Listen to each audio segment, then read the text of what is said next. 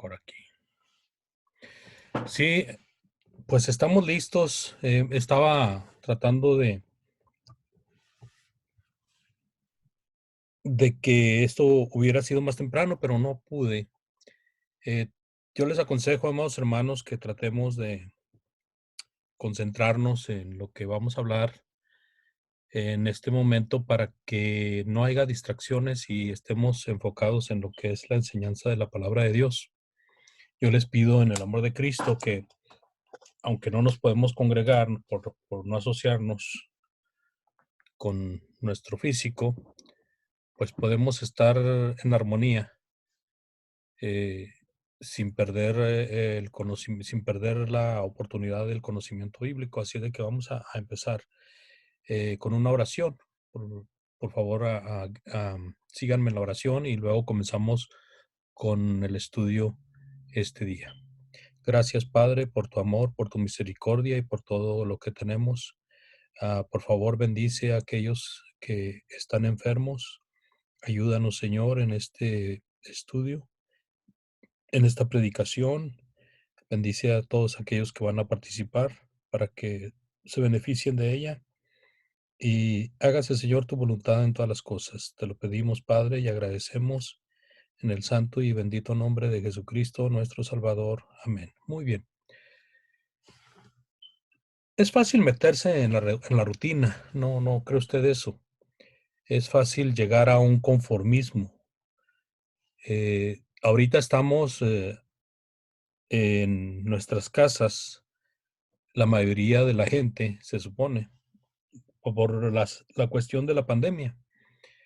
Y pudiéramos llegar a encontrar una comodidad en nuestra casa, de tal manera que luego se nos va a hacer difícil regresar a la vida normal, porque esto no es normal. Esta es una medida, ah, pudiéramos decir, marcial.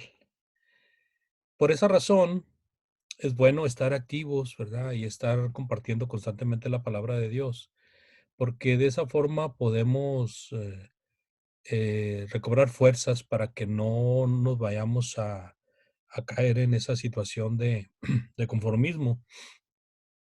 En Jerusalén podemos encontrar una buena lección. En tiempos de Nehemías, Jerusalén llevaba muchos años destruida. En tiempo de Nehemías, para los que habían crecido viendo a la ciudad en ruinas, veían aquello como algo normal, ¿verdad?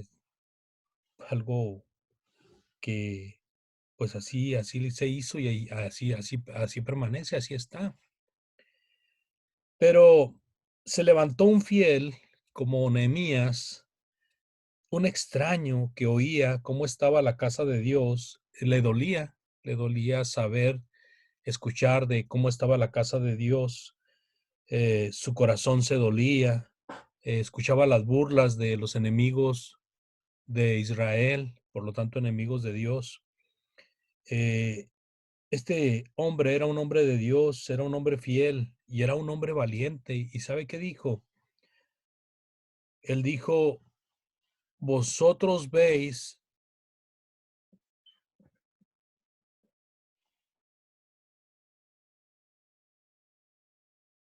cómo está la ciudad,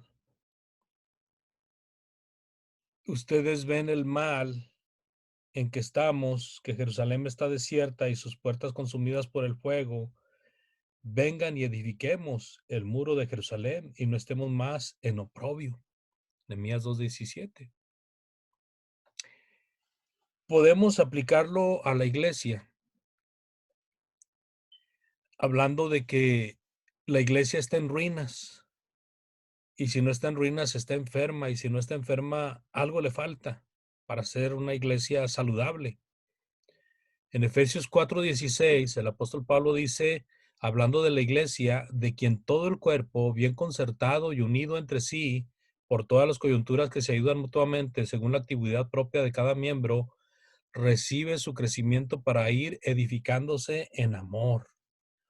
Así de que encontramos ahí una iglesia que puede ser edificada y puede ir creciendo y desarrollándose si cada miembro recibe su crecimiento adecuado.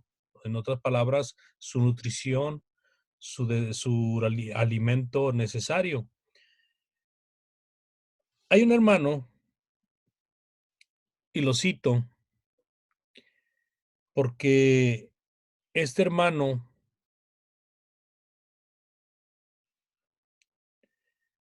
dice en uno de sus comentarios: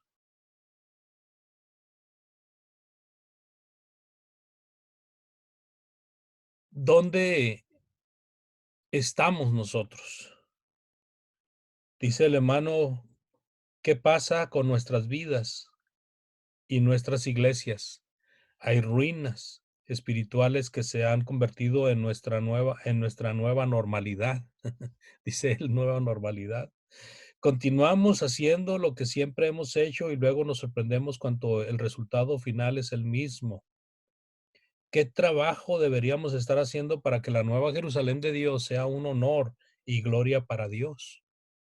El hermano Kercherbee. Barry Kercherbee.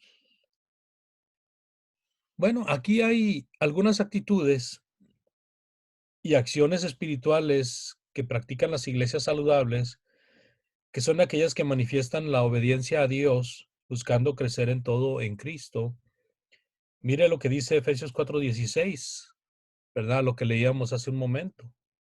De quien todo el cuerpo bien concertado y unido entre sí por todas las coyunturas que se ayudan mutuamente, según la actividad propia de cada miembro, recibe su crecimiento para ir edificándose en amor. La iglesia es saludable, la iglesia crece, pero ¿cuándo?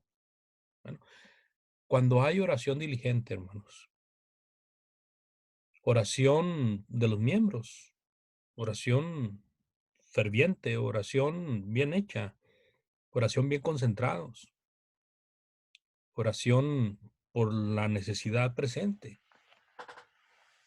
Si estamos hablando de la necesidad de la iglesia, pues tenemos que enfocarnos a ello. La iglesia saludable es una iglesia que crece. Y entonces en la oración nosotros pedimos que el Señor abra las puertas, ¿verdad? Que el Señor abra las puertas, que dé la oportunidad para que su palabra se extienda a la obra de Dios, que la obra de Dios sea bendecida.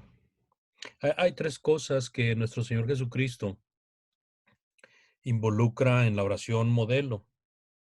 La oración modelo habla de santificado sea tu nombre, o sea, el engrandecimiento a Dios, el reconocimiento a Dios.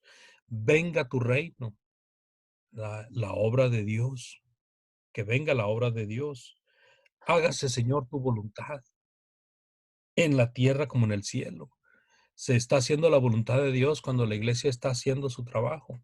Se está haciendo la voluntad de Dios cuando cada uno de nosotros, como miembros de la iglesia, estamos activos. Antes que nada debemos de reconocer que el Señor está dirigiendo esta obra y causa su aumento. Este principio fue de nuestros hermanos.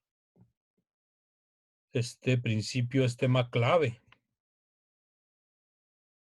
Estos hermanos usaron de la oración, involucrando la esencia de nuestro Señor Jesucristo cuando habló de la oración modelo. ¿Y dónde dice eso? Bueno, la palabra de Dios allá en Hechos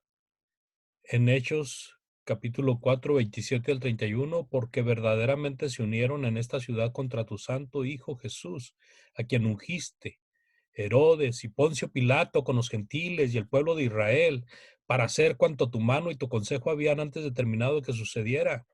Y ahora, Señor, mira sus amenazas y concede a tus siervos que con todo denuedo hablen tu palabra, mientras extiendes tu mano, dice, para que se hagan sanidades y señales y prodigios mediante el nombre de tu Hijo Santo Jesús.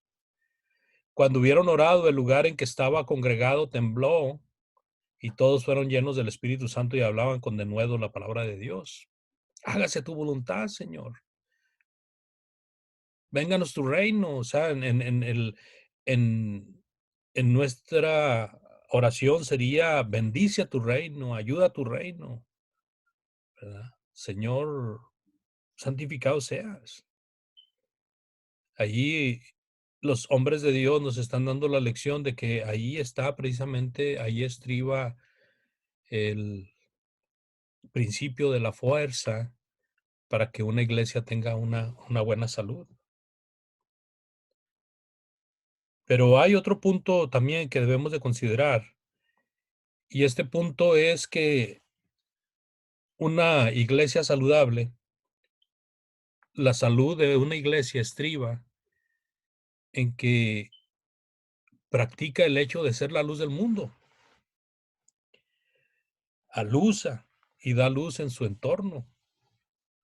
Cada miembro es consciente del propósito divino y es también consciente de la identidad que ha recibido.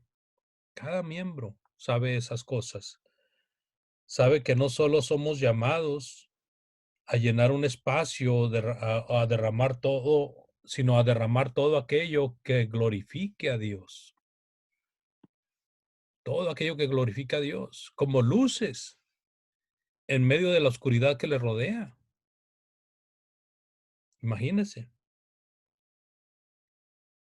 Por eso la palabra de Dios también dice en Efesios 4, 6, 12 y 14, el propósito por el cual el cristiano es hecho una nueva criatura, dice: para alabanza de la gloria de su gracia, con la cual nos hizo aceptos en el amado, a fin de que seamos para alabanza de su gloria, nosotros los que primeramente esperábamos en Cristo.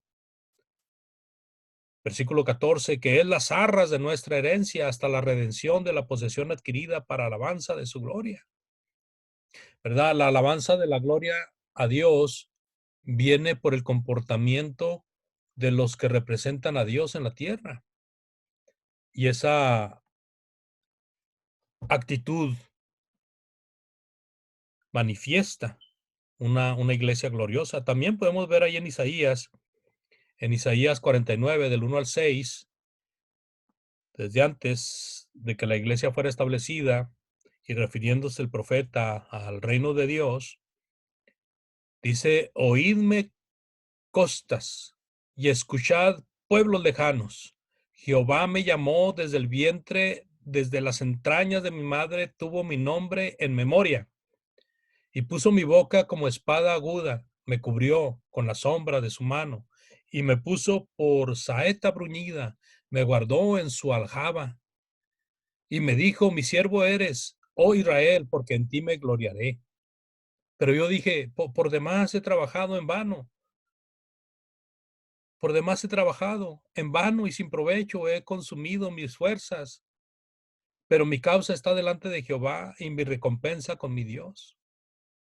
Ahora, pues, dice Jehová, el que me formó desde el vientre para que fuera siervo, para hacer volver a él a Jacob y para congregarle a Israel, porque estimado seré en los ojos de Jehová, y el Dios mío será mi fuerza. Dice el versículo 6, dice: poco es para mí que tú seas mi siervo para levantar las tribus de Jacob y para que restaures el remanente de Israel. También te di por luz de las naciones, para que seas mi salvación hasta los postreros de la tierra. Pero la proclamación de Isaías abarca todo, la extensión, desde las costas hasta las montañas. Y está diciendo que fue llamado desde el vientre de su madre, desde las entrañas. Y ese es el propósito por el cual nace una persona: servir a Dios y llegar a ser parte, miembro en el pueblo de Dios, miembro útil, miembro saludable, miembro activo.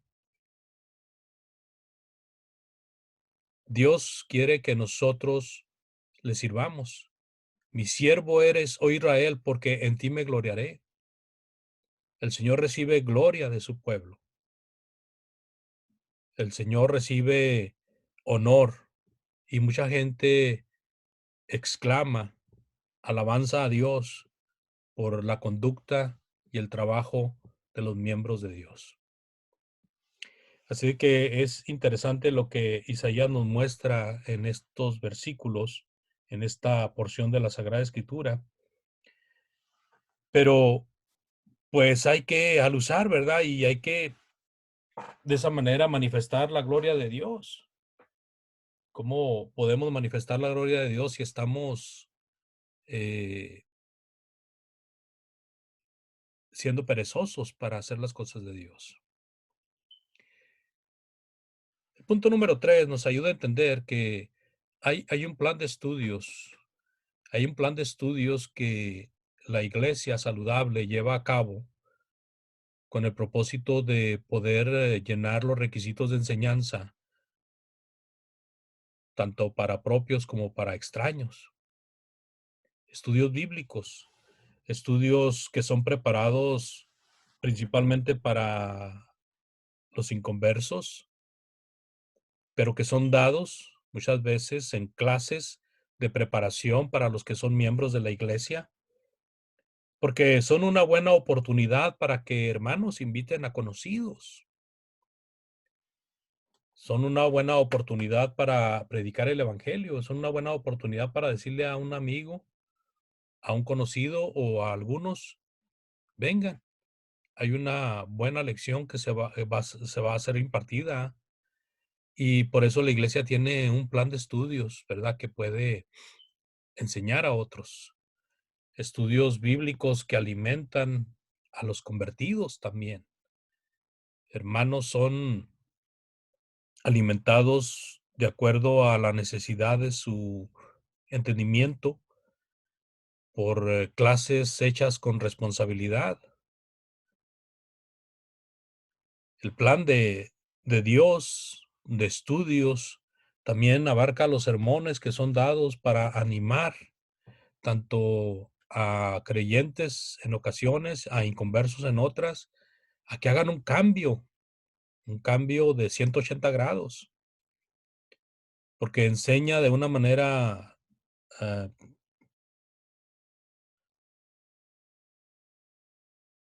condensada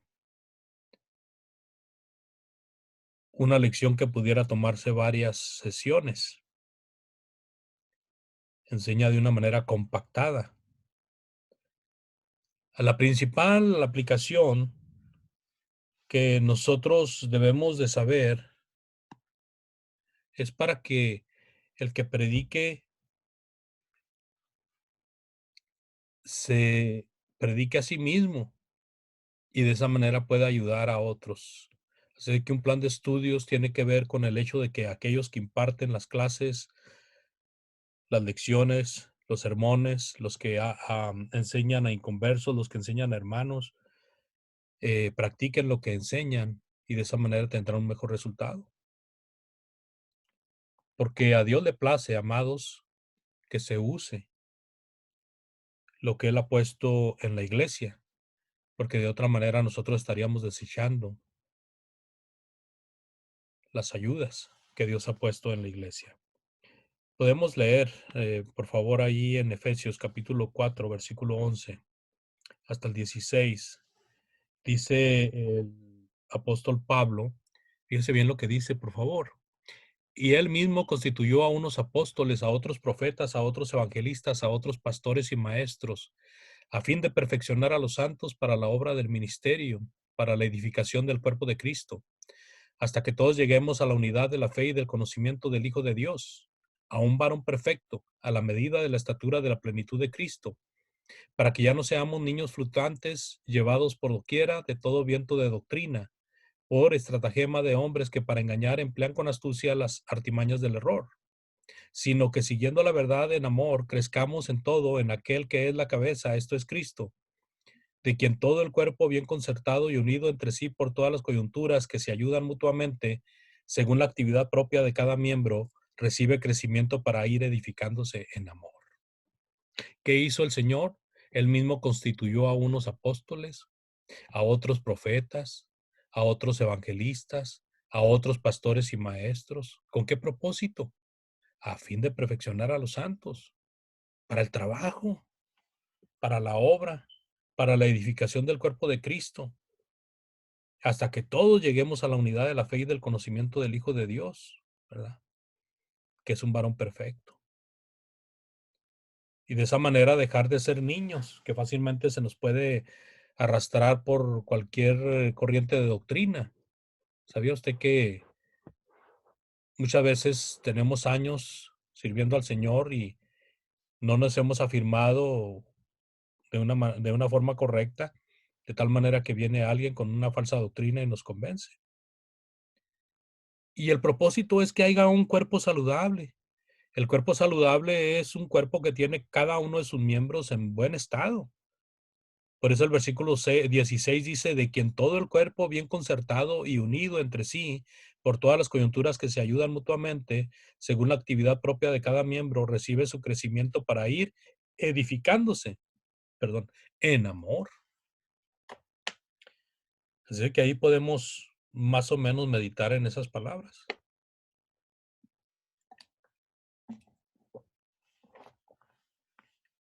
Tenemos la oportunidad de reflexionar en ello y ponerlo en práctica. Fíjese que hay un punto que nos va, bueno, a mí me gustó mucho este punto, porque es cierto. La iglesia saludable es una iglesia que pone, la iglesia que quiere estar saludable, la iglesia que quiere tener salud, es una iglesia que pone cuidado especial con sus jóvenes. Los jóvenes muchas veces son ignorados porque se les aplica la ley de que son inmaduros, pero ellos quieren ser tratados como miembros del cuerpo. Los jóvenes y las familias jóvenes, tanto jóvenes solteros como jóvenes que ya están casados, son educados, son equipados, son incluidos como miembros iguales en el cuerpo. Hay que buscar el alimento que esté de acuerdo a su capacidad de entendimiento, porque es un momento en que se absorbe mucha enseñanza para la madurez. Es el momento en que hay energía, hay fuerza. Es el momento en que el joven puede agarrar el camino recto de una vez, con fuerza. Es el momento en que las enseñanzas básicas, las enseñanzas de familia, las enseñanzas de casa, tienden a hacer su efecto más contundente, porque es cierto que el joven está rodeado de muchas tentaciones, pero también es cierto que tiene muchas ganas de hacer cosas que sirvan y que sirvan permanentemente. Y que sirvan no solamente para un momentito, sino para bastante tiempo. Entonces, los jóvenes quieren ser miembros iguales en el cuerpo de Cristo. En países latinos ha habido una gran desgracia porque se ha menospreciado mucho a los jóvenes y se les ha descuidado y se da educación y se da preparación solamente a aquellos que tienen con qué pagar, que tienen bastante dinero para pagar. Y es mínimo el joven que logra asirse de una preparación secular fuerte. Muchos de ellos tienen que caer en los trabajos mal pagados y aún muchos de ellos son ganados por el vandalismo, se convierten al crimen y así de que la fuerza y la energía que tienen esos jóvenes se usa para el mal. Nosotros tenemos jóvenes en la iglesia ¿verdad? ¿Qué estamos haciendo con esos jóvenes? ¿A dónde los estamos llevando? ¿Qué es lo que queremos que ellos sean en el futuro? Vemos las habilidades que tienen, las capacidades que tienen, la fuerza y la energía que ellos tienen. Enfoquémonos en ellos. O sea, una de las formas de buscar que una iglesia sea fuerte, que una iglesia esté saludable, es no descuidando a los jóvenes. Cuando los talentos y el celo de los jóvenes cristianos no se desarrollan para que realmente puedan ser útiles en el cuerpo, la iglesia va a decaer, porque hay un talento y hay un celo que el joven quiere sacar adelante, pero muchas veces encuentra obstáculos. Así que cuando no cuidamos a los jóvenes, ¿verdad? Llega el momento en que dejan de ser jóvenes y luego volteamos y ya no hay bebés, ya no hay niños. Y entonces ahora somos puros viejos y no tenemos fuerza joven en nuestro cuerpo, en nuestra iglesia. Y entonces también vemos que se pierden o hay muy pocas esperanzas de avivamiento. Déjeme decirle algo muy importante que precisamente marca el hermano Barry Ketcherby. En el primer siglo, jóvenes pusieron al mundo al revés. Muchos de nuestros hermanos predicadores eran jóvenes. Juan el apóstol era muy joven, ¿sí? ¿Usted cuántos años le calcula a Pedro? No era tan joven, pero no era viejo. Apenas tenía un hijo. Bueno, al menos que se conozca. ¿Cuántos años tenía Esteban cuando estaba siendo apedreado? ¿Cuántos años tenía Timoteo? ¿Cuántos años tenía Tito? Usted lee, y aunque no hay una descripción de cuál era su edad, al menos con Timoteo tenemos el hecho de que se le declara joven, pero con otros hermanos no. Por el contexto nos damos una idea de que eran fuertes. ¿De qué edad era Saulo cuando empezó a perseguir? ¿A qué edad vino a Cristo? Jóvenes, en el primer siglo, jóvenes pusieron al mundo al revés, hermanos, con la predicación del evangelio, con la energía, con el caminar, con el andar, con el avanzar. Y por eso podemos ver algunos consejos en la palabra de Dios que nos ayudan ahora, ¿verdad? A un mejor entendimiento. En primera Timoteo 4:12 hemos leído, ninguno tenga en poco tu juventud, sino que sea ejemplo de los creyentes en palabra, conducta, amor, espíritu, fe y pureza. ¿Podía un joven desarrollar estas cosas? Claro que sí. Timoteo era uno de ellos. Timoteo podía ser ejemplo de palabra, podía ser ejemplo de conducta, podía ser ejemplo de amor, de espíritu, de fe y de pureza. Tito capítulo 2:6 nos registra, exhorta a sí mismo a los jóvenes que sean prudentes. ¿Podían ser prudentes los jóvenes? Claro que sí. Eso mismo se le encargó a Timoteo y a todos los predicadores que hemos visto en el Nuevo Testamento. En primera de Juan 2:14 dice el apóstol, os he escrito a vosotros padres porque habéis conocido al que es desde el principio. Os he escrito a vosotros jóvenes porque sois fuertes y la palabra de Dios permanece en vosotros y habéis vencido al maligno. ¿Quiénes? Los jóvenes. ¿Qué es esto de habéis vencido al maligno? Bueno, pues esto quiere decir que los jóvenes habían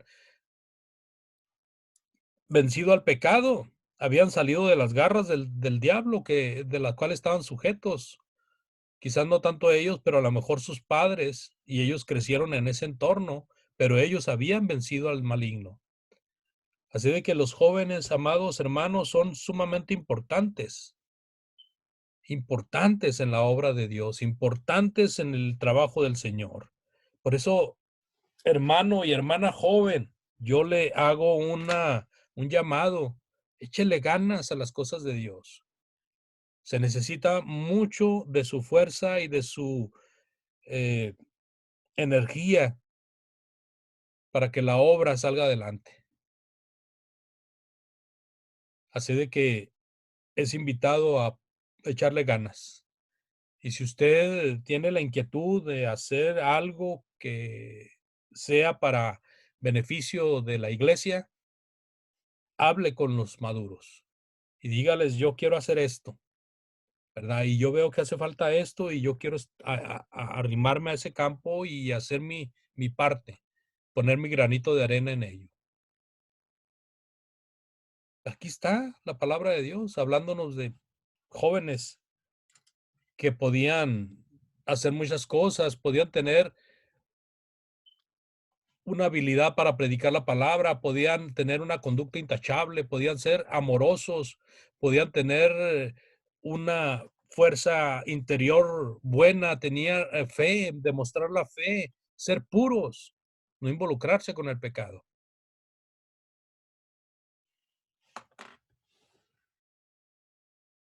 Y vamos a avanzar al punto número 5 y yo les digo que no vamos a terminar con esta lección porque tengo que parar por causa del tiempo.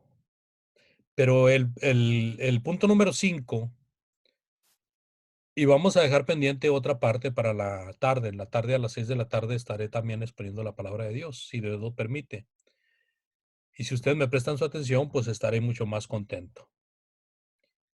En el punto número 5, una iglesia saludable y la salud de la iglesia depende de la importancia hacia los amigos, a los amigos que van a la iglesia, a los amigos que platican con nosotros.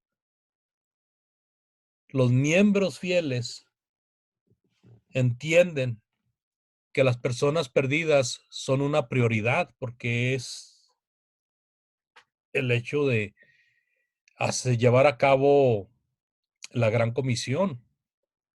Así de que nosotros como miembros de la iglesia démosle importancia a los amigos, acerquémonos a los amigos, ¿verdad? No están muchas veces los hermanos tan concentrados a estar juntos y tener conversaciones entre ellos para descuidar a los visitantes. No. Ok, hermano, permíteme un segundo, voy a saludar a mi amigo. ¿Qué tal, amigo? ¿Cómo está? ¿En qué le puedo ayudar? ¿Le gustó la lección? ¿Le gustaría que tuviéramos un estudio? De veras, siéntase libre de decirme en qué le puedo ayudar. Muchas veces nos concentramos tanto en los hermanos que ya están adentro y dejamos a los de afuera descuidados. Así de que es muy importante observar y meditar este punto, porque este es uno de los muchos síntomas, amados, que hay en la iglesia. Muchas veces la iglesia está tan enfocada hacia los de adentro que se olvida de los de afuera y se centra tanto en sí misma que se olvida de que afuera hay personas que pueden estar esperando el evangelio. Cuando los cristianos, ¿verdad? Salen a comer, vamos a decir que no, pues hay que ir a comer, ¿verdad? Ya hace hambre, muy bien. Y hasta muchas veces se reúnen 2 3 familias de hermanos para comer. Inviten, inviten a los amigos. No se alimente del hecho de que ya lo ha hecho muchas veces y no ha habido ningún resultado, ¿no? Hágalo, sígalo haciendo. A los amigos que muchas veces después de la reunión, después de la adoración, entienden la importancia de seguir platicando, ¿verdad? Muchas personas no se llenan con lo que escucharon en el templo y quieren seguir escuchando más afuera. Pero si eso no es el asunto, bueno, pues como quiera salen oportunidades, se hacen oportunidades, se crean oportunidades para hablar de la palabra de Dios. Es fácil recordar a Mateo. Usted sabe, Mateo es el que escribió el Evangelio de Mateo, y el Mateo era apóstol del Señor. Pero este Mateo, también tenía el nombre de Leví. Mateo y Leví es el nombre intercambiablemente de acuerdo al idioma. ¿Qué hizo Leví? Bueno, él hizo una gran cena, hizo un banquete y invitó a muchas personas. Y entre esas personas estaba el Señor Jesús. Así que ahí el Señor Jesús pudo asociarse con muchos amigos de Leví. Y yo pienso que a muchos amigos de Leví les habló de la palabra, y eso trajo un gran beneficio. Y esto está registrado, y eso por nada más por decir un evangelio, en Lucas 5:29. Así que casi no hay límite, ¿verdad? Es un sinfín de cosas que nosotros podemos hacer para que la iglesia esté saludable. Seguiremos viendo algunas otras cosas esta tarde, si Dios lo permite. Yo les agradezco su atención en esta ocasión y les pido, por favor, que no echen en saco roto esto. Y si tienen preguntas o comentarios, por favor, por este medio háganmelo saber. No estamos reunidos, de una forma normal, pero estamos aprovechando bien el tiempo estudiando la palabra de Dios. Le invito a que guarde su ofrenda que iba a depositar este domingo, si iba a depositar, y que la guarde, y que guarde la del domingo que viene, si acaso todavía no nos reunimos, para que cuando nos reunamos pueda echar toda esa ofrenda. Y ese es algo que usted ya, acordó con el Señor, y el Señor sabe que usted tiene un compromiso para con Él. Por lo tanto, le digo, aparte su ofrenda, por favor, para que la eche. No deje de orar por nuestros hermanos que predican el Evangelio, pero sobre todo también por las personas que están oyendo el Evangelio. No deje de orar por los ancianos, no deje de orar por los evangelistas, y no deje de hablar por todos aquellos que claman a Dios por alguna necesidad. Gracias por su fina atención. Una vez más, démosle gracias a Dios, y en la noche, si Dios quiere, o en la tarde, seguiremos con la segunda parte. Dios les bendiga. Vamos a orar. Señor, gracias por esta oportunidad que tú nos diste, y ayúdanos, Padre, a seguir estudiando de este tema en la tarde. Ayuda a todos aquellos que participaron, escuchando, y aquellos que tengan la necesidad de acercarse a ti, que lo hagan comunicándose con nosotros, Señor. Gracias, Padre, en el nombre bendito de Cristo. Amén.